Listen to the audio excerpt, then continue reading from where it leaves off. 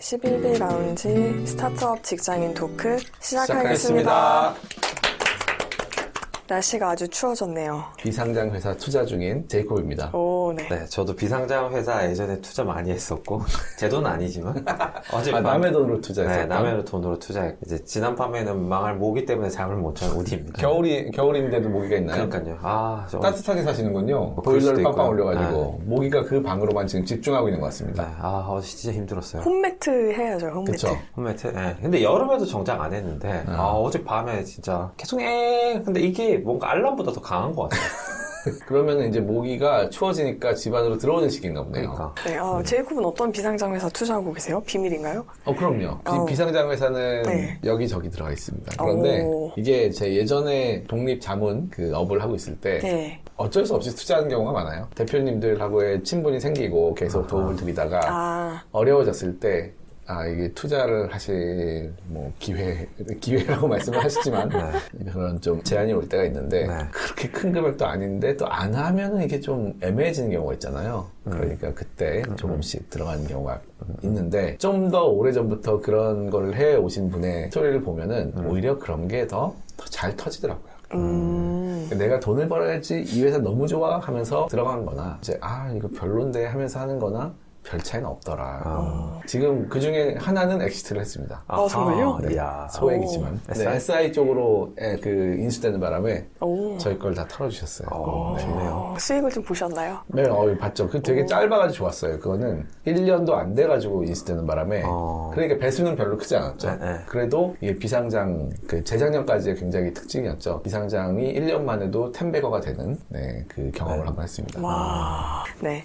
비상장 회사랑 상장회사 투자하는데 많은 차이점이 있는 것 같은데, 사실 상장회사 투자는 많이 쉽잖아요. 그냥 앱에서 하면은 몇 초면 되는 거고 돈만 있으면 할 수 있는 건데, 비상장 회사는 그래도 아직 조금은 장벽이 있는 것 같아요. 물론 여러 가지 앱들도 최근에 나오고 했지만 조금 더 사기를 당할 확률도 좀 있고, 그리고 비상장 회사의 주식이 사실 있더라도 요즘 있는 그 앱들 증권 플러스라든지 서울 거래 비상장이라 거기에는 또 안 올라와 있는 주식들도 많고 좀 그런 것 같아요.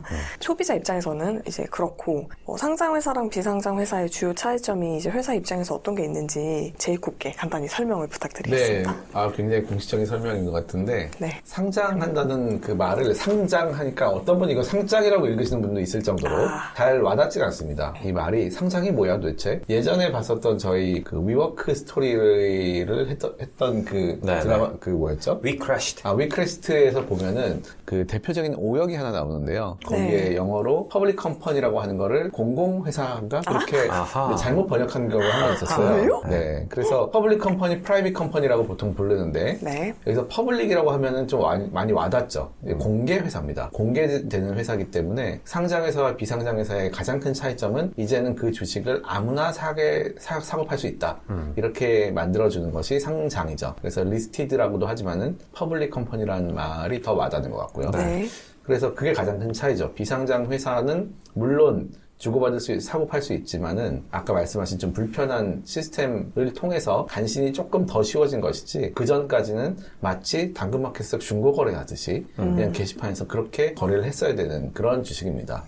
그래서 가장 그게 큰 차이인데, 그렇다면 왜 상장을 회사는 하는가 했을 때 당연히 그 많은 대중으로부터, 퍼블릭으로부터 한 번에 자금을 조달할 수 있는 그 이익을 누리기 위해서 상장을 하죠. 그래서 공모를 통한 자금 조달이 가장 중요한 이유인데, 물론 그 뒤에도 또 할 수 있습니다. 주주배정 유상증자를 할 수 있는데 가장 최고의 수단이죠. 왜냐하면 엄청 욕을 먹기 때문에. 아니 이제는 돈을 빌릴 데가 없어가지고 주주한테 손을 벌리냐, 이런 말이 가장 흔하게 나오는 말입니다. 그러니까 주주배정 유상증자라는 게 주주한테 먼저 주식을 살 권리를 줘서 너네가 이제 신주 사라? 이런 거죠. 그렇죠. 원래는 정관의 모든 대부분의 회사에는 주주의 그 우선권이 있어요. 맞아요. 그래서 유상증자를 할 때에는 일단 너의 지분율을 지킬 수 있는 권리를 줍니다. 대부분의 나라가 그렇게 돼 있어요. 근데 주주 입장에서는 내 지분율을 지키기 위해서 돈을 더 내는 거는 나쁜 일이잖아요. 그렇죠. 그렇기 때문에 제3자 배정을 해가지고 돈이 더 들어오는 게 훨씬 좋습니다, 사실은. 그래서 유상증자 주주 배정을 할 수 있지만 굉장히 좋지 않은 시그널로 많이 받아들여지고요. 사실 나머지는 그렇게 또 좋은 점이나 나쁜 점은 없긴 해요. 그냥 공시를 더 잘해야 된다는 점. 그리고 가끔은 예전에 코스닥 상장회사라는 이름을 명함을 박으신 분들을 본 적이 있었거든요. 있거든요. 전 많이 봤습니다. 네.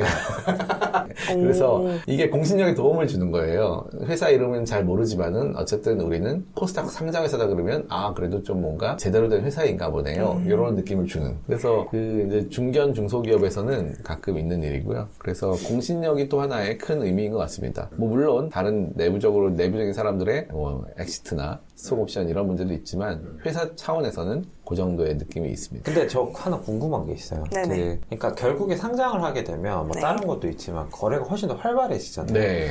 그렇게 되면 상장을 하게 되면 훨씬 더 손바뀜이 많을 텐데 그게 더 뭐 유리해지는 게 있나요?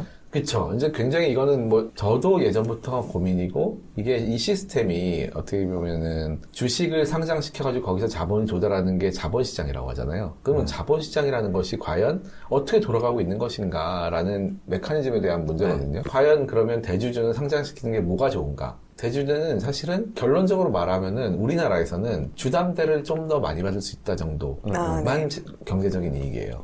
외국에서는 약간 이 시가총액을 그분이 이룬 그 대주주나 창업자 또는 CEO가 이룬 그런 것에 대한 평가 요소로 많이 삼거든요.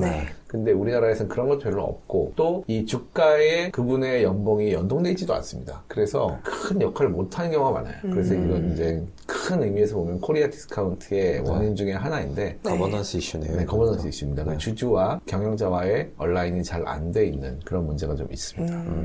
어쨌든 오늘은 그 주제가 아니기 때문에 간단하게만 넘어가고 오늘은 이제 상장을 안 해도 돈을 잘 버는 알짜 기업들이 어디가 있는지 이게 어떻게 보면은 우리가 흔히 생각하는 그런 테크나 뭐 이런 그 스타트업 VC 요 생태계 안에 있는 회사들이 아닐 수도 있지만 하지만 이제 정말 찐으로 저는 스타트업은 좀 더 이제 넓은 범위를 포괄해서 쓸 수 있는 말이라고 생각을 하거든요. 그냥 나 혼자 개인 사업자로 사업을 시작했어도 스타트업이라고도 할 수 있는 거죠. 어떻게 보면 그냥 맨손으로 시작을 해가지고 큰 회사를 만든 상장을 해서 굳이 자금 조달을 할 필요가 크게 없을 정도로 이제 회사를 키워놓으신 그런 알짜 기업들을 한번 찾아서 얘기를 좀 해보려고 합니다. 그렇죠. 아까 앨리스가 말씀하신 것 중에 그 시장이 다른 것 같은 게 저도 대부분의 스타트업은 상장을 위해 달리고 있죠. 그쵸. 오늘 저는 상장을 위해 달릴 필요 없는 회사를 찾았습니다. 굳이 상장해? 뭐 돈 많은데? 약간 그런. 우선은 제가 먼저 시작할까요? 네. 저는 이제 바디프렌드라는 회사랑 그다음에 세스코라는 회사 두 개를 찾아왔어요. 이왕이면 좀 이제 익숙한 회사 위주로 열심히 서치를 했는데. 바디프렌드라고요? 네, 제가 이거 깜짝 놀란 게 저는 바디프렌드 당연히 이 랜드인 줄 알았는데 이 랜드더라고요. 국립국어원에 한번 문의해봐야겠네요. 국립국어원. 외국어 그 표기법. 표기법은 틀릴 것 같습니다. 그래서 다트에서 바디프렌드를 썼는데 안 나오는 거예요. 그럴 리가 없는데 근데 찾아보니 바디프렌드더라고요. 아무튼 요즘 광고 많이 해서 아마 다 친숙하실 것 같고 혹시 집에 안막 있으세요? 없습니다. 저도 딱히 없는데 그래서 뭐 하는 회사인가 보면은 이제 2007년 3월에 설립을 했어요. 생각보다 그렇게 오래는 안 됐다. 그리고 직원 수 한 1200명 정도 되고 광고에서 많이 보셨듯이 안마의자 안마의자 회사입니다. 지금 국내 점유율이 60% 정도 된다고 하는데 뭐 이 정도면은 엄청나죠? 해외에서도 한 7.5% 8% 정도 된다고 하고요. 전 세계 안마기 시장의 7.5%를 먹었다고요? 이 정도면 되게 많이 먹은 거 아닙니까? 거의 이 길이 손톱깎이 수준인데요, 3%. 재밌는 점은 어떻게 보면 당연할 수도 있는데 이 회사에 약간 창업자들이 IT 백그라운드를 가지고 있어요. 그래서 원래 이제 최초 창업자는 컴퓨터 대리점을 운영하던 조경희 회장님 그분이 이제 컴퓨터 대리점 운영을 하다가 바디프렌드를 창업을 한 최초의 이제 창업주죠. 근데 사실상은 이제 조경희 회장님의 첫째 사위인 강홍철이라는 분을 주축으로 이제 강홍철이라는 분이 자기의 이제 같이 전에 현주컴퓨터에 있었던 사람들을 데리고 와서 이제 꾸린 게 창업팀입니다. 현주컴퓨터 혹시 아세요? 제이고? 들어보지 못했습니다. 정말요? 저는 사실 기억이 납니다. 현주컴퓨터 기억나요? 초등학생 때 누군가 갖고 있는 거 봤던 것 같아요. 그랬을 수 있겠어요. 그래서 현주컴퓨터가 이제 당시에 저희 막 인터넷 초반에 깔리기 시작할 때 노트북 전에 개인 PC 이런 거 만들어서 팔던 회사라고 하더라고요. 근데 여기는 사실 부도가 났어요. 그때 시장이 조금 이제 노트북으로 좀 전환이 되는 시기였고 또 중국산 저가 PC들이 막 시장에 들어오면서 이제 가격 경쟁이 아무래도 안 되다 보니까 그래서 안타깝게도 이 현주 컴퓨터가 그런 시장 상황이나 또 내부적인 경영난 이런 것들 때문에 코스닥까지 상장이 됐었지만 상장한 지 한 4년 만에 또 부도가 나버립니다. 이걸 안타깝게 보신 그 장모님이 이걸 한번 해봐라. 네, 약간 그런 느낌을 하신 것 같아요. 네. 그래서 재무 정보를 보면은 이 회사가 돈을 엄청나게 잘 법니다. 작년 매출이 연결 기준으로 5,900억 원 정도 되고 그다음에 매출 총이익이 3,533억 원. 뭔가요? 영업이익이 그만큼 많다는 건가요? 아니요. 여기는 매출 원가가 있어서 아무래도 제조업이다 보니까 네, 매출 총이익은 3,533억 원이고 영업이익은 685억 원 정도. 그래서 영업이익률이 한 11% 정도 돼요. 좋은 회사입니다. 네, 그래서 작년 연말 재무제표를 보면 또 현금 및 현금성 자산을 1천억 이상 쌓아두고 있는 네, 그런 회사이고 아름답네요. 네, 이 회사가 이제 모델을 굉장히 비싼 모델들 많이 쓰잖아요. 한 번에 또 한 모델이 아니라 여러 모델을 써요. 이 회사는 BTS, 손흥민, 김태희, 비를 모델로 거의 사실상 동시다발적으로 이제 쓰고 있는데 엄청난 지출을 하고 있는 거죠. 괜히 이렇게 비싼 모델들을 쓸 수 있는 게 아니다. 그래서 보면은 광고비를 한 달이 아니라 1년에 작년에 한 뭐 360억인가 그 정도 썼더라고요. 그러니까 한 달에 뭐 30억씩 그냥. 어마어마하네요. 그래서 상당히 이제 돈을 잘 버는 회사다. 그래서 이제 어떻게 이렇게 돈을 잘 벌고 시장을 점유했나 좀 간단히 찾아보니 일단 이 안마의자 자체가 약간 사치품의 영역이어가지고 이거를 집에 놓으려면 집도 좀 커야 되고. 맞아요. 그래서 이제 좀 비싸요. 안마기가 한 500, 600만 사면은 원. 그렇죠. 네.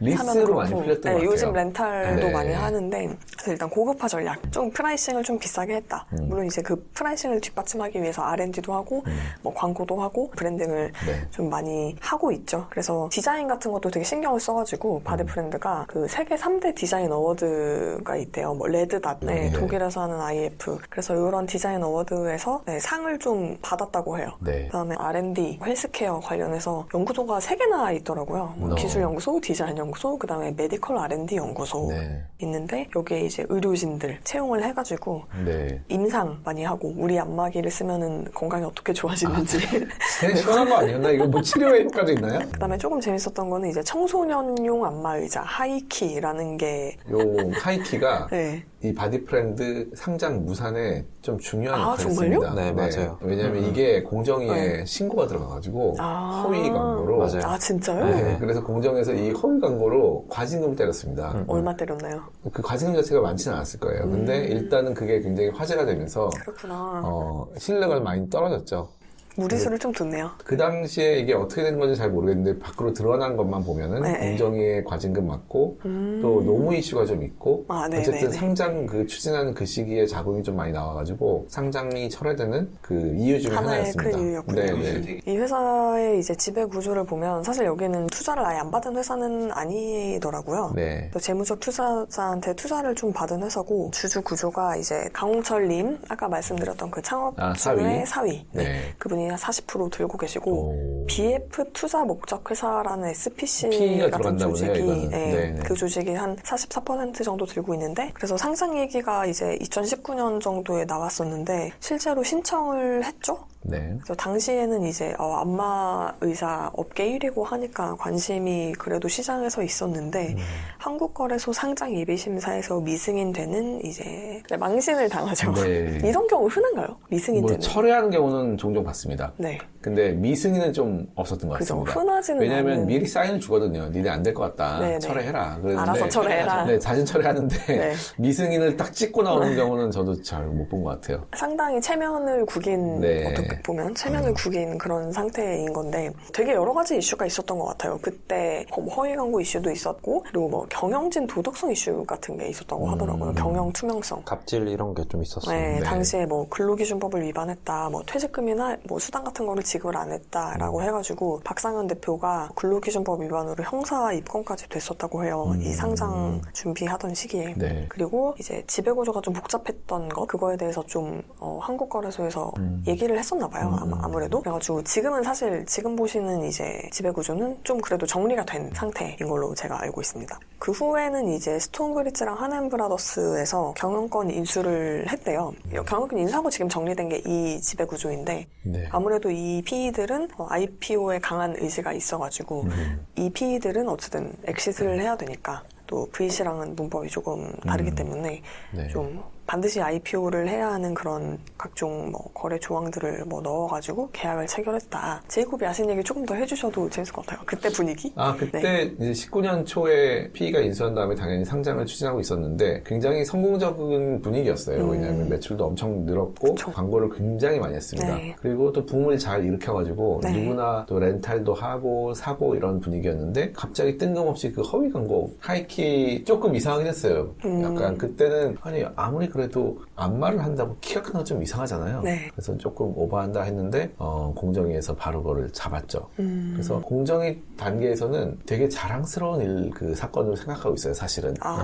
네. 왜냐하면 2천만 원짜리 사건이기 때문에 어떻게 보면 별거 아닐 수 있거든요. 근데 이것이 단초가 돼가지고 그런 사회적인 주목을 받았다라는 걸로 실제로 관계자의 관계자에게 들었습니다. 자랑스러워한다고. 결국엔 상장까지 무산돼 버렸으니까 사실 어떻게 보면 사전에 이렇게 잡은 것 같은 느낌? 그렇죠. 네. 그게 조사하고 잡은 사람 입장에서는 또 엄청난 KPI 달성인 거죠. 그쵸. 네, 그래서 굉장히 이해는 되는 부분이 있습니다. 그래서 나중에 언젠가는 이제 또 IPO 시장에 다시 나오려고 할 것 같은데 사실 네. 지금 시장은 좋지 않아서 아쉽네요. 네, 제 생각에는 펀더멘탈 자체는 사실 숫자가 보여주는 거는 나쁘지는 않아 보여서 네.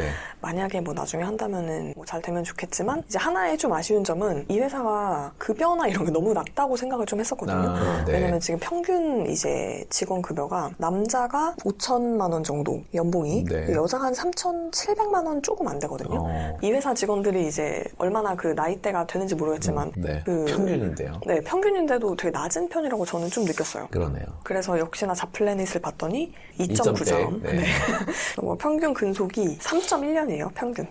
그러면 사실 턴오버가 굉장히 빠르고, 예전에 그런 근로기준법 이슈도 있었고, 그래서 좀 돈 많이 버시는데 직원들한테도 좀 베푸시면 어떨까라는 생각을 전 좀 했습니다. 네. 좋습니다. 네. 저희 이제 방송을 들으시는 많은 분들께서 앨리스의 팬이 될 것 같습니다.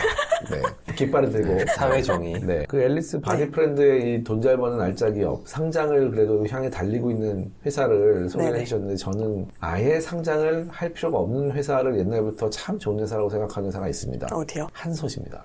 네, 한솥 도시락 다 드셔보셨죠? 네, 한솥이 있습니다. 네. 한솥은 옛날부터 제가 예전에 저도 학생의 자취 시절에 아침마다 먹었던 1,500원짜리 새댁 도시락. 도련님도 있고 장모님도 네, 있죠. 도련님 2,500원. 지금 얼마인지 모릅니다. 온 가족이 다 있었네요. 제가 네. 먹었던. 아침에 아예 안 먹기도 그렇고 많이 먹기도 좀 그럴 때 학교 가는 그 길목에 있었어요. 한솥 도시락이 있어서 그 앞에 서가지고 1,500원짜리 새댁 도시락 어묵에 간장에 김에 이렇게 잘 먹고 가면 되게 좋았던 참 친근감 있는 회사였는데 언제 우연치 않게 그 사업 보고서를 한번 떠본 적이 있거든요.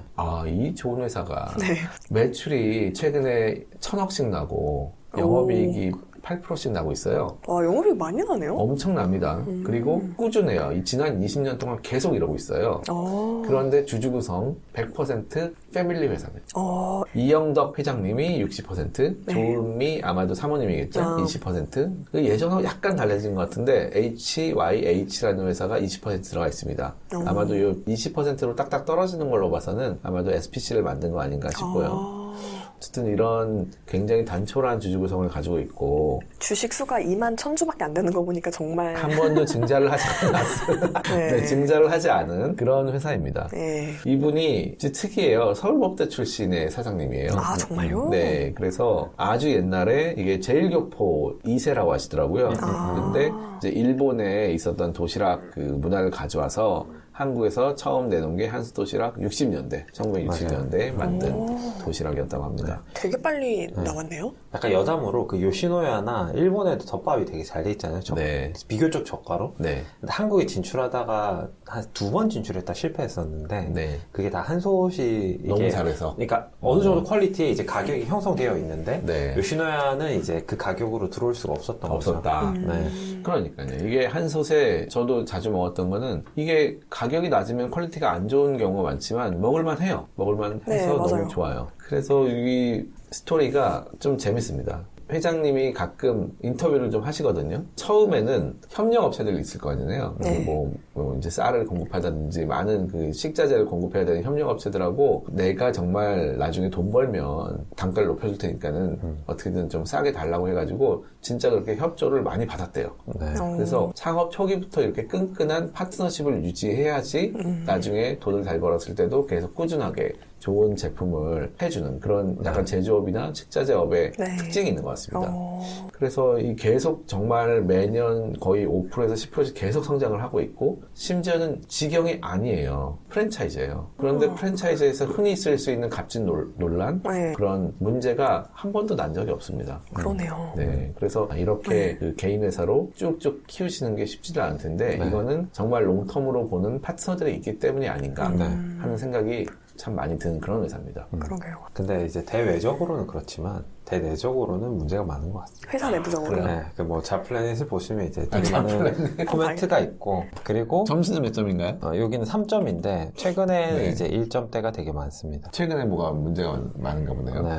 근데 뭐 회장님이 아마도 이제 은퇴 나이가 되게 많으세요. 48년생인가? 그러시기 많으시네요. 때문에 이제 다음 세대로 지금 경영은 넘어가는 것 같아요. 그러니까 그 다음에는 또 누가 그걸 받을지는 모르겠지만은 바뀝니다. 확실히 많이. 네. 여기는 그러면 그 저희가 흔히 아는 한솥 도시락 그거가 다인 건가요? 아니면 다릅니다. 다른 걸 하지 않습니다. 그리고 정정할 게 하나 있네요. 네. 1993년입니다. 네, 93년에 처음 한솥 도시락이 들어왔습니다. 93년 창업. 네. 근데 그런 네트워크가 있고 이런 F&B 업력이 오래되면 뭔가 식자재 유통 이런 것도 할 만도 한데 안 하고 그런 것도 안 하시나 보네요. 네. 그래서 프랜차이즈이기 때문에 실제로 매장 관리하는 인력도 본사에 있을 필요가 없고 프랜차이즈 관리하는 인력 그리고 제품 퀄리티 관리하고 마케팅 도와주는 인력만 있으면 사실 되는 거죠. 네. 어쨌든 그 한솥이 굉장히 알짜배기 비상장 회사인데 이런 분들이 이제 1세대가 지나가면은 2세나 3세로 넘어갈 때 사실은 PE들이 많이 달라붙습니다. 너무 좋은 회사니까 해가지고 상장을 시켜가지고 돈을 벌고 싶은 분들이 아마 많은 연락을 하고 있을 걸로 생각이 되는 그런 회사입니다. 한솥. 네. 근데 최근에 매출이나 이런 지표가 좋은지도 궁금하긴 최근에 하네요. 굉장히 좋습니다. 2021년이죠. 작년 기준으로 매출 1122억, 영업이익 95. 괜찮네요. 네. 8%대를 계속 유지를 하고 있어요. 그러니까 여쭤본 이유가 이제 편의점 도시락 수준이 되게 많이 올라갔잖아요. 네. 그래서 거기서 이제 경쟁이 더 심해지지 않을까 생각했는데 여전히 이제 공고한 포지셔닝을 하고 있네요. 그렇죠. 근데 여기가 직영이 아니라 프랜차이즈라고 하셨잖아요. 네. 그러면은 여기도 약간 BBQ나 이런 데처럼 뭔가 본사의 어떤 수익은 보존할 수 있는 약간 사업 모델인 거 아닌가요? 그러니까 그렇죠. 손실이 만약에 생기더라도 프랜차이즈에서 떠안는 거고. 맞습니다. 네, 약간 일종의 로열티를 좀 받고 재료를 팔아서 돈을 벌고 이런 느낌으로. 어떻게 갈지 한번 향후 한 2, 3년 행보를 보면 또 재밌을 것 같습니다. 네. 그리고 저는 한솥을 옛날부터 좋아했기 때문에 보면은 계속 그 주목을 했는데 키오스크도 굉장히 빨리 도입했어요. 네, 키오스크를 뭐 벌써 한 3, 4년 전에 다 도입해가지고 매장이 다 깔렸습니다. 굉장히 빨랐네요. 코로나 전에 그렇게 도입했다는 거는. 맞아요. 저는 주로 치킨 마요를 먹었어요. 치킨 마요. 네. 그쵸, 치킨 마요 얘기를 안 했네요, 저희가. 제일 중요한 이야기죠. 그쵸, 엄청 중요하죠, 치킨 마요. 치킨 마요가 요즘에는 가장 히트 상품인 것 같습니다. 그러면 제가 세스코를 짧게 간단히 해볼게요. 세스코는 다들 아시죠? 네. Q&A 게시판. 굉장히 유명했었고 처음에 핫했죠. 네, 핫했고 아직도 그 게시판이 살아있나요? 있는 걸로 알고 있어요. 아직도. 근데 이제 사람들의 관심이 조금 반짝했고. 네, 그때는 재밌는 게 별로 없었는데 요즘 재밌는 게 너무 많으니까 볼 게 너무 많기 때문에 세스코 1976년에 전후방제라는 이름으로 창립을 했고 2020년에 상호를 세스코로 변경을 했습니다. 되게 오래됐죠. 역사가 살아 숨쉬는 회사고. 굉장히 소름이네요, 지금. 전후방제 뜻을 봤습니다. 네, 전후방제. 전 우주를 방제하겠다. 엄청나죠. 그 회사의 그 비전이 장난이 아니네요. 너무나도 확실한 비전. 지구를 넘어섰습니다. 우주를 방제한다. 그렇죠. 제가 알기로는 그 초기에는 쥐 잡는 회사였던 걸로 알고 있어요. 그랬겠죠. 예전에 76년대는 그랬을 수 있겠죠. 그러면 말을 쥐를 잡는다면 쥐는 지구에밖에 없잖아요. 지구에는 쥐를 잡는 우주를 방제한 거네요. 씨를 말리는 거죠. 그러네요. 그래서 사업 분야는 다들 아시다시피 이제 해충 방제 그리고 바이러스 케어, 식품 안전, 공기질 관리, 환경 위생 등등등 솔루션을 제공하는 종합 생활 환경 환경위생 기업입니다. 그래서 여기가 이제 해충 유입 경로나 종류, 서식처 등등 이제 해충의 특징에 따라서 한 2,200여 가지의 맞춤 방지 솔루션을 확보하고 있대요. 엄청 많죠. 벌레 종류도 뭐 많겠죠. 네. 그래서 전국에 100개 지사가 있고 직원 3,500명 정도 있다. 그리고 해외 법인까지 운영을 하고 있습니다. 중국, 베트남 법인. 특히나 개도국에서 훨씬 더 프로미싱 하겠네요. 아무래도 그럴 것 같아요. 그 따뜻한 나라? 아, 그쵸. 그래서 여기에 이제 가장 놀라운 점은 시장 점유율이, 국내 시장 점유율이 정말 미쳤다라는 표현으로밖에는 설명이 안 되는데, 네. 특급 호텔 99%, 99. 네, 유통매장 95%, 식품 공장 90%, 병원 80%, 대형 빌딩 50%. 이 정도면 독과점. 완전 독점이죠. 네. 근데 조사 안 받나요? 독과점 조사?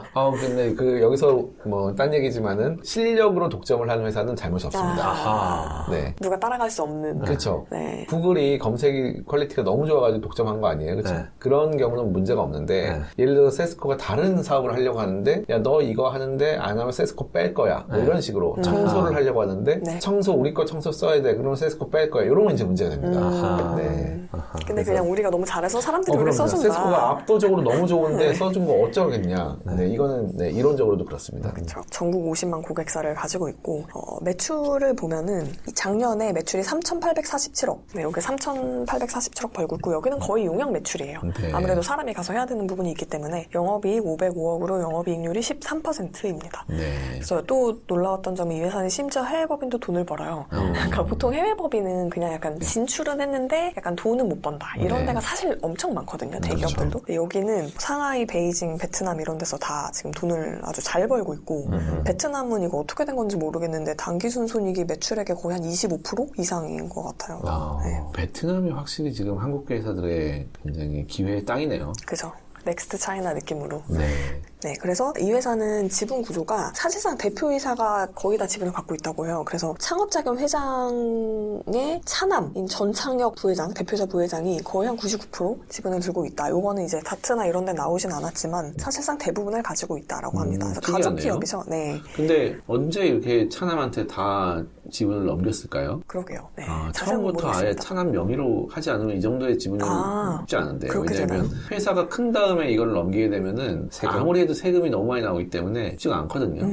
근데 뭐 거기가 어떻게 되는지 모르겠네요. 진짜 초기에 액면가로 넘겼나? 잘 모르겠습니다. 어쨌든 네, 한번 이것도 열어볼 필요가 있겠네요. 네, 좀 궁금하네요. 말씀하신 걸 들어보니. 네, 왜냐하면 또 팜클이라는 관계회사가 있는데 팜클과 세스코가 거래를 하고 있는 굉장히 좀 이 중견 중소기업에서 네. 많이 보이는 맞아요. 형태를 보이고 있거든요. 그거 말씀드리려고 했는데 팜클이라는 거는 이제 살충제나 살균제 같은 약제를 만들어서 판매하는 회사인데 이 팜클에서 약을 좀 많이 사온다. 세스코에서 거의 한 50%? 네, 팜클 매출의 한 50%가 세스코에서 나온다. 네. 라고 하고 특이하네요. 장남이 네. 오히려 다른 회사를 하고 있고 차남은 본체 99%를 가지고 있고. 그러게요. 근데 이제 이게 일가 몰아주기로 좀 문제를 아마도 뭐 삼는다고 하는데 이게 저희는 좀 저희 11비 라운지를 들으시는 분들은 구별해가지고 보실 필요가 있는 것 같아요. 네. 비상장 회사고 이렇게 가족이 100%를 가지고 있는 회사 내에서는 이 내부적인 거래를 아무리 하더라도 경제적인 이익은 똑같습니다. 이제 세금 문제, 법인세 문제가 좀 있긴 하겠지만은 뭐 증여 문제, 편법증여 이런 문제는 있겠지만 그거를 떠나서 상장회사가 만약에 이런 일을 한다면은 상장회사는 소액주주가 훨씬 더 많지 않습니까? 그렇죠. 소액주주의 것을 대주주가 가져가는 꼴이 됩니다. 네, 그래서 문제가 되는 거고 이 경우에는 이제 국가와의 관계, 세금 문제를 떠나면 이 주주 사이에 부가 왔다 갔다 하는 건 아니기 때문에 사실 그런 문제는 일감 몰아주기에 비난 가능성이 좀 많이 낮습니다. 주주 입장에서는 그렇죠. 주주 입장에서. 근데 저는 약간 소비자 입장에서는 가격에 조금 영향을 미칠 수도 있지 않을까라는 생각은 들더라고요. 그렇죠. 그거는 조금 더 한 쿠션을 더 가야 되는 문제니까 네. 사실 알 수 없고 그 마진이 어떻게 여기서 왔다 갔다 하는지는 알 수 없는데 가장 큰 피해자는 이제 국가일 수는 있고요. 왜냐하면 원래는 그대로 증여를 했으면은 세금? 증여세를 다 내야 되는 경우였을 텐데 네. 이렇게 돌려 해가지고 안 내는 뭐 어떤 소위 세테크를 한 거죠. 네. 많은 분들이 이제 전문가가 모여서 만들었겠죠. 근데 최소한 그런 거를 잘 모르지만 이 상장 회사인 경우에 이렇게 된 거하고는 그 비난은 많이 다르다라는 걸 알고 있으면 좋을 것 같아요. 그래서 사실 사람들이 이제 관심이 일단 없는 거죠. 내가 주주가 그렇죠. 아니고. 뭐 지네들이 뭐 난 모르겠다. 난 그냥 네. 세스코나 잘 쓰면 되는 거니까 네, 약간 네, 그런 네. 느낌으로 가는 거죠. 네, 그래서 이 회사 되게 재밌었다. 저는 시장 점유율이 가장 놀라웠던 것 같아요. 저는 코로나 기간에 성장이 미쳤다고 아, 생각해요. 그렇죠. 그거 정말 잭팟이 또 터졌죠, 한번. 네. 매출이 3,847억이었던 게 원래 한 2년 전에는 2,700억 원대? 네. 한 1,000억 이상이 지금 2년 네. 사이에 올라간 거죠. 네. 영업이익도 2배 이상 이상. 이런 인력 베이스의 일이 네. 이렇게 단기간에 오를 수가 있나? 네. 근데 여기는 뭐 비상장 주식 살 뭐 틈도 없겠네요, 이 정도. 유통이 안 주식이 돼. 나와야 주식이 나올 수가 없나? 나와야 뭐가죠. 유통이 안 될 틈이 거예요. 없네요. 바디프렌은 그래도 좀 있더라고요. 네. 근데 여기는 유통이 안 될 거라서. 그러니까요. 네, 그렇습니다. 자, 그러면 저 이제 세스코처럼 또 좋은 회사가 있었는데 요즘에 이제 명품 커머스 굉장히 유행을 하고 있잖아요. 그 3대 명품 커머스 반란, 머스티, 트렌비, 머스티. 네. 그렇게 경쟁을 하고 있지만 사실 숨은 강자는 따로 있었습니다. 네. 이름도 좀 생소한 오케이몰. 네, 저희도 한번 얘기를 했었죠. 네, 오케이몰이 정말 명품 커머스에서는 알짜거든요. 이 엄청나게 적자를 내고 있는 상황에서 오케이몰은 작년에 200억 흑자를 냈습니다. 네, 200억. 그냥 이커머스 그 회사가 흑자를 그냥 내는 것도 쉽지 않은데 그쵸. 매출의 거의 10% 이익을 내고 있거든요. 이게 어마어마한 그 회사인데 특징이 있더라고요. 저도 또 좀 더 자세히 본 건 이번이 처음인데 네. 뭐 그전에도 100% 직매입을 하고 병행수입 제품을 잘 검토해가지고 들어오는 그런 굉장히 그 고관여 네네. 커머스였던 건 알고 있었는데 네. 또 한 가지 몰랐던 사실은 네. 남성 회원이 94.4%였다. 아, 정말요? 네. 엄청 높은 비율이네요? 네, 그러니까 이 오케이몰의 특징은 남자들의 그 심리를 정확하게 파악한 거예요. 그러니까 여자분들은 한 명품을 살 때 굉장히 많이 보고 사고 싶은 거를 막 비교해가지고 네네. 그래서 사신 경우가 많을 것 같은데 남성분들은 그냥 하나 사고 그 다음에 거길 또 갑니다. 괜찮으면 그냥 또 산다. 예, 거기서 또 사요. 뭐 예를 들어서 머리를 깎을 때도 네. 한 군데서 뭐 10년, 20년 깎는 분들도 많지 않습니까? 그러니까 그런 거에 큰 관심이 없는데 그래도 하나 하려면은 어디서 오케이몰을 샀다. 괜찮아. 여기 진짜네. 가격도 괜찮네. 그러면 당연히 그 다음에 거기 또 가게 돼 있거든요. 이런 분들의 그 니즈를 정확하게 파악한 게 아닌가 하는 생각이 이탈률이 들고요. 낮네요. 이탈률이 거의 없을 겁니다. 그래서 오케이몰은 100% 직매입 이런 자부심에 대해서 홈페이지 밑에 푸터라고 하죠. 네. 푸터에다가 이렇게 길게 써놓는 또 회사는 처음 봤어요. 한번 읽어보면 재밌을 것 구슬절? 같은데 네.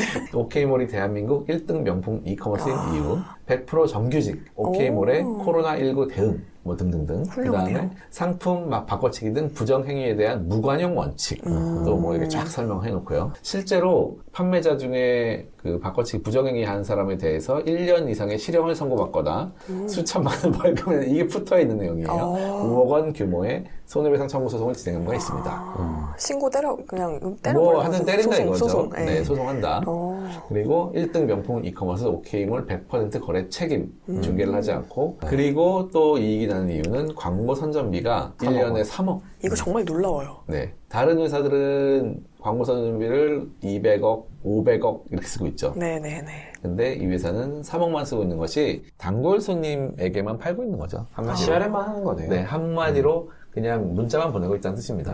한 번 사신 분한테만 계속 이 리텐션을 높이는 전략으로만 가고 있다. 신규 유입은 뭐 그냥 자연스럽게 바이럴로만 하고 있다. 이런 뜻이겠죠. 어마어마한 차이를 보여주고 있습니다. 다른 회사하고. 네. 여긴 지분 구조가 대표이사님이 네. 100% 갖고 계신 거 맞죠? 네, 그래서 뒤에 일부러 좀 부러우라고 대표님 100%, 네, 장성덕 자본금 대표님께서 네, 그냥 초기 자본금으로 계속 유지하고 계시는 그런 회사입니다. 5억으로 지금 이렇게 네. 흑자를 연 200억 내는 회사를 만드셨는 거네요. 맞습니다. 그래서 오래된 회사긴 해요. 사실 명품을 한 지는 한 5년 정도밖에 되지 않았고 네. 그 전까지는 일반적인 이커머스를 하시다가 2000년 설립됐습니다. 사실은 설립 자체는. 그래서 이 한국 이커머스의 역사랑 같이 하다가 좋은 아이템이 이거다 해가지고 2018년에 명품에 뛰어들게 되신 그런 것 같고요. 또 성관이 있으셨네요. 그래서 이 커머스의 생리를 잘 알고 계신 대표님이 아닌가 싶어요. 네. 100%이기 때문에 당연히 주식은 나오지 않을 것이고 그렇죠. 당연히 여기도 뭐 PE들이 많이 접촉을 했을 걸로 생각은 되지만 꿋꿋하게 지키고 계신 그런 회사인 것 같고요. 네, 마지막으로 이제 우디가 배미를 장식해 주셔야죠. 네. 그 두나무인데 그냥 네. 두나무라고 제가 가로치고 킹 두나무라고 적었어요. 네, 킹두나무. 네, 이제 역사에 대해서 조금 설명을 드리면 창업자분이 송치영 의장님이 서울대 다니실 때부터 천재개발자로 되게 유명했어요. 2011년에 설립해서 뭐 많은 창업자들 그렇듯 이제 삽질도 많이 하시고 이제 2017년에 저희가 이제 2017년 말에 그 대코인의 시대 시즌 그렇죠. 1이 네, 시즌 열렸잖아요. 1이었죠. 네, 시즌 1이 열리기 직전에 암호화폐 거래소 업비트를 시작했고 맞아요. 제 기억나는 게 그전에는 빗싸움이었는데 조금 업비트가 조금 늦게 시작됐어요. 후발주자였어요. 그렇죠. 네, 맞습니다. 네, 그래서 2017년 말에 시작하기 몇 달 전에 오픈을 했고 그게 이제 대박이 치면서 2022년 기준 회원 수는 한 900만 명. 네. 근데 회원수 진짜 많네요.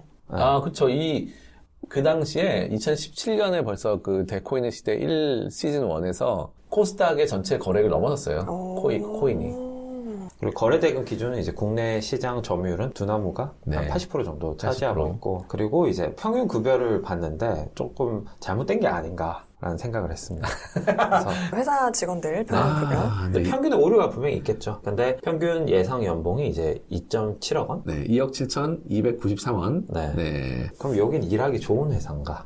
에 대해서 봤더니 자플래닛 기준 두나무는 4.2점입니다. 아, 굉장하네요. 네, 4점대네요. 네. 근데 또 평균 연봉 2.7억이면 조금 행복하지 않을까 생각이 좀 들긴 해요. 네, 옆에서 누가 좀 갈궈도 네. 2.7억을 받으니까. 네. 네.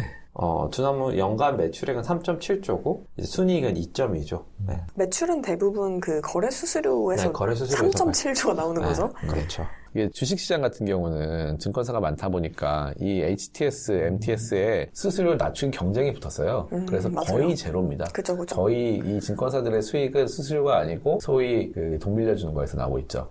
그래서 미수 또는 뭐 대출. B2 할 때. 네, 그래서 B2. 네, B2 할 거기서 때. 나오고 있는 게 큰 문제인데, 그런데 코인 쪽은 그런 규제나 또는 경쟁이 전혀 없었기 때문에 저도 몰라요. 몇 프로 뛰어나는지. 몇 프로입니까 도대체? 그렇게 높지 않았던 걸로 알고 있어요. 네, 그래도 0. 몇 프로겠죠? 와, 근데 더 놀라운 건 순이익이 2.2조라는 거예요. 그렇죠. 이게 연간이었고 한때는 네. 순이익 어떤 분기였나 반기는 순이익이 95%였던 적이 있어요. 영업이익률이. 와. 네.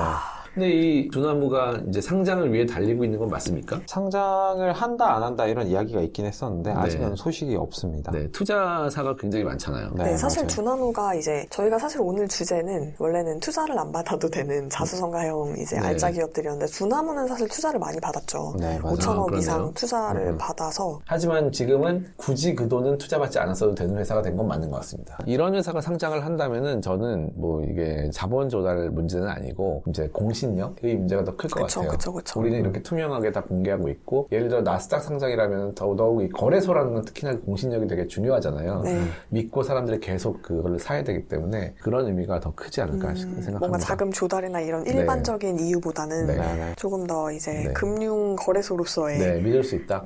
코인베이스도 상장돼 있는 걸로 알고 맞습니다. 있어요. 나스닥인지 NYS인지 굉장히 그 코인 값이랑 똑같이 움직입니다. 주가가. 맞아요. 코인이 오르면 거래가 늘기 때문에 수수료가 늘는 그런 완전 비례관계에 있으니까 똑같이 움직이더라고요. 그 주가가. 맞아요. 사실 저는 잘 모르니까 이제 돈을 잘 벌면은 만약에 이거를 그냥 완전 프라이빗으로 비상장으로 계속 유지를 하고 싶다라고 한다면은 그냥 자사주 매입을 해가지고 다 사주면 되죠. 네, 그렇게 하는 것도 사실 방법이잖아요. 맞습니다. 네, 그런 경우 있죠. 상장 폐지할 때 매입해가지고 폐지하는 거랑 똑같이 하면 되는 거죠. 네네네. 그리고 하면 할 수 있는 상황 아닐까요? 그러니까 그럼요. 좀 돈이 네, 언제든지 할 수 있는데 안 하는 것은 역시 이제 공신력 그 문제. 상장회사는 특히나 미국은 그 SEC 공시가 굉장히 빡세지 않습니까? 맞아요. 그 자체를 한다는 것만으로도 저도 믿을 수 있을 것 같아요. SEC 한번 걸리면 그냥 회사 날아가기 때문에. 저는 이게 경영 전략적으로 볼 때 그 당시에 빗썸이 1위였는데 업비트가 2위여서 완전히 뒤집어버린 케이스잖아요. 이런 경우가 시장에서 참 발생하지 않거든요, 거의. 특히나 거래가치 네트워크 효과가 굉장히 강한 경우에는 잘 없는 일인데 왜 그렇게 됐을까? 여러 요인이 있었겠지만은 그 1등 회사였던 빗썸은 굉장히 리스트되는 코인을 제한을 했어요. 그래서 제 기억으로 10개 남짓이었던 것 같아요. 10몇 개만 검증된. 그때 사실 코인이 반 사기 같은 느낌의 코인들도 꽤 많았기 때문에 당연히 1등 회사로서는 그렇게 좀 걸러야 되는 게 맞았습니다. 근데 업비트는 뭐 2등 회사여서 그런지 아니면 정책이 그랬는지 거의 다 받아주어라의 분위기였어요. 그래서 100 몇십 개 코인이 깔려 있었거든요. 그러다 보니까 사람들이 되게 유명한 비트코인이나 이더리움만 거래하는 게 아니고 소위 알트코인들을 많이 거래를 했는데 빗썸은 없는 거예요. 그러니까 알트코인 하고 싶은 사람들이 계속 업비트로 넘어갔습니다. 계속 넘어가는 상황에서도 빗썸에는 그 상장이 안 됐어요. 그러다 보니까 어느 순간 저쪽으로 싹 넘어가는 그런 계기가 되더라고요. 또 빗썸도 물론 여러 가지 좀 일이 있었고 그래서 참 신기한 경영 전략적으로 볼 때도 신기한 케이스라고 저는 생각하고 있습니다. 어떻게 보면 리스크 테이킹을 한 거네요. 그렇죠. 뭐 그 의도했는지는 모르겠어요. 의도했는지 모르겠는데 빗썸이 더 너무 강하게 리스트를 막지 않았을까 하는 생각도 좀 들고 너무 제한을 해버리니까. 근데 그건 또 어쩔 수 없는 것이 그 당시에는 빗썸이 7, 80%였기 때문에 부담이 큰 거예요. 그쵸? 만약에 알트코인 상장돼가지고 사기 사건이라도 한 번 나면은 그냥 전체 신뢰에 영향을 주기 때문에 어쩔 수 없는 상황이었을 겁니다. 대장으로서의 어떤 책임감. 네네. 저도 궁금한 게 지금 이제 시장에 자금 경색 오고 투자 시장 떠나시는 분들 많잖아요. 그래서 지금 그 반기 보고서가 이제 다트에 올라와 있어서 보면은 1월부터 6월까지 작년에는 21년에는 이미 매출이 2조가 넘었었거든요. 네. 근데 올해는 7천억대. 네, 좀 많이 떨어지긴 했네요. 거의 3분의 1 좀 안 되게. 네. 연간으로는 1조 5천억이네요. 그러네요. 그래도 1조 5천억이긴 하네요. 그 매출이 근데 그 순매출이라는 게 중요합니다. 수수료 매출입니다. 그렇죠. 네, 거기에 원가가 들어가지 않습니다. 그렇죠. 네. 뭐 사실 손실은 안 날 수도 사실 있는 거라서. 네네. 어쨌든 좋은 회사입니다. 킹 두나무로 지금 이제 대미를 장식해 주셨네요. 네, 직원으로 다니면 되게 좋을 것 같은데. 네. 평균 연봉이 어마어마하네요. 복지도 좋다고 들었어요. 네. 마무리 멘트 마지막으로 하시고 싶은 비상장 투자를 계속 하실 건지 사고 싶은 주식은 있으신지 한번 얘기해보고 마무리할까요? 네. 비상장 회사는 저는 당연히 계속 투자할 겁니다. 왜냐하면은 상장 회사는 좀 재미가 없잖아요. 상장 회사는 매일매일 가격이 변동하는 걸 보는 아침에 저는 깰 때 전날에 미국 증시를 보면서 잠을 깨거든요. 잠을 깨우는 효과는 있지만 조금 재미는 없기 때문에 텐베거를 계속 노리는 투자를 하려면 비상장 갈 수밖에 없는 거 아닌가 생각이 듭니다. 저는 예전에 비상장 투자를 많이 해봤잖아요. 네. 직업으로서. 네. 또 이제 제가 이때까지 다닌 회사들은 모두 비상장 회사였습니다. 네. 작진 않은데. 네. 근데 밖에서 보는 것과 안에 들어와서 하는 게 좀 다르더라고요. 네. 그래서 우리가 잘 못하고 있는데 시장에서 되게 좋게 볼 때도 있고 여기 되게 좋은데? 밖에서는 그냥 시원찮은 이야기를 할 때도 있죠. 그런 데를 딱 이제 바이를 해야 되는 거네요. 근데 이제 상장 회사 같은 경우는 공시도 하고 여러 가지 판단할 수 있는 게 많은데 비상장 회사는 어쨌든 되게 비이성적인 어떤 gut feeling이 되게 많이 들어가. 그래서 좀 더 이제 투자에 유의하셔야 되지 않을까? 투자에 유의해라. 네. 느낌적인 느낌으로 너무 하지 말고. 그러니까 내가 느끼는 것과 실제는 엄청나게 다를 수 있다. 앨리스는 뭐 없나요? 저는 근데 요즘 이제 그 두나무나 이제 서울거래소 같은 데서도 뭐 거래 플랫폼 같은 거를 만들고 하다 보니까 조금씩 이제 금융위 같은 데서도 이것저것 뭔가 이제 제도 같은 거를 만드는 것 같아요. 그래서 좀 정보 격차나 이런 것들이 조금 해소되는 방향으로 좀 나아가면 좋지 않을까. 저는 개인적으로 앨리스한테 비상장 투자와 코인 투자를 모두 해보시기를 권유합니다. 왜냐면 이게 저도 뭐 이제 법도 하고 그러는 사람이었지만은 투자 관련돼서는 감정이 이 법과 제도에 많은 영향을 미쳐요. 내가 돈을 잃었구나 해야지 이 자본시장에서의 거버넌스에 관심이 가게 됩니다. 돈을 잃어야 일단. 내가 왜 잃었을까? 쟤는 잘 나가는데 왜 내 돈은 없어지는 걸까? 그렇죠. 해야지 거버넌스 이슈에 관심이 가거든요. 코인을 한번 잃어봐야지 이게 왜 문제다? 알 수 있습니다. 소액으로 들어가시기를 소액으로 해라. 남는 돈으로 없어져도 되는 돈으로 소액으로 한번 들어가 보시기를 추천합니다. 네, 알겠습니다. 그러면 11비 라운지에서 다시 만나요.